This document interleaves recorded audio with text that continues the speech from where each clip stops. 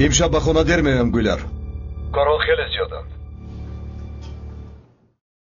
از یوز یگان خبر هست؟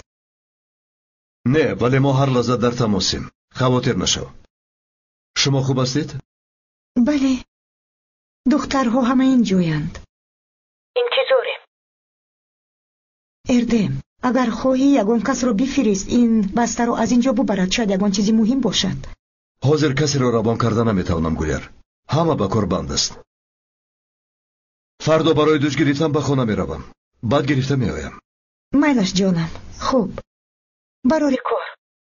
اگر از یگان خبری نو شد ما رو آگاه کن. خوب، خواطر نشو.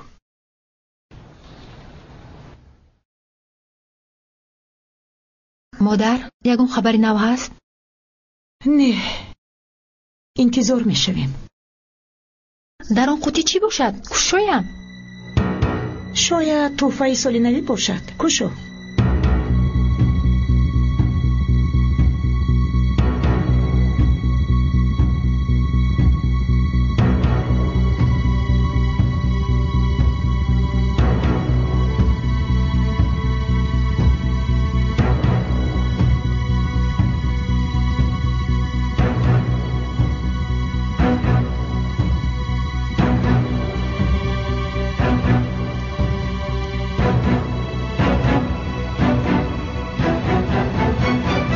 شاید نکشایم. مبادا یگان چیزی مخفی باشد، بعد از من خفه می شود.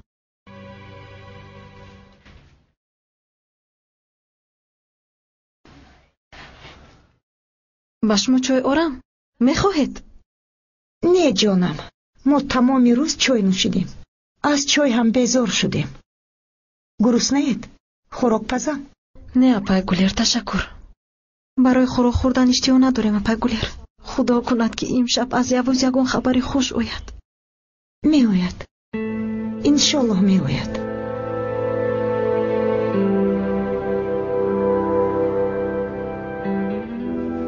انتظار شدن اینقدر مشکل است. همسر سرباز بودن برایتون مشکل نیست؟ تمام وقت انتظار می شوید.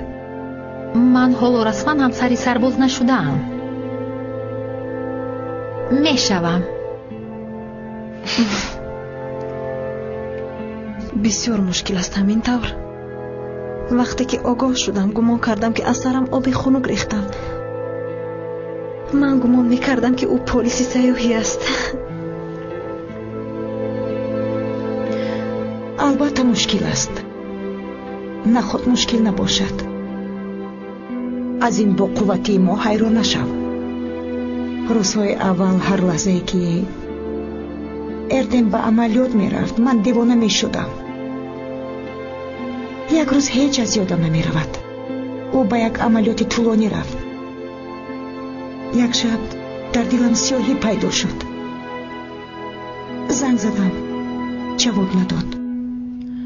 پس از چند وقت باز زنگ زدم، باز جواب نداد. شب زنگ زدم، روز زنگ زدم. همین طور 2 روز گذشت. با کسی تماس گرفتن نتوانستم. اون زمان ها نزلی تماما خورد بود. در خانه تنها بودم، دیوانه می شدم. سپس در سرم فکرهای بد می آمدند.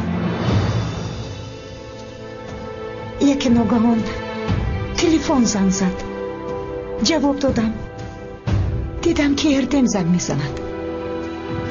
وقتی صدایش را شنیدم گمان کردم که تمام دنیا از آن من است. گمان کردم که دوباره از مادرم تولد شدم. ولی اردم رنجیده بود، سخت رنجیده بود. چون که 97 مرتبه زنگ زده بودم.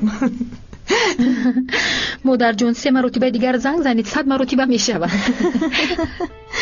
در 48 ساعت 97 مرتبه زنگ زدید.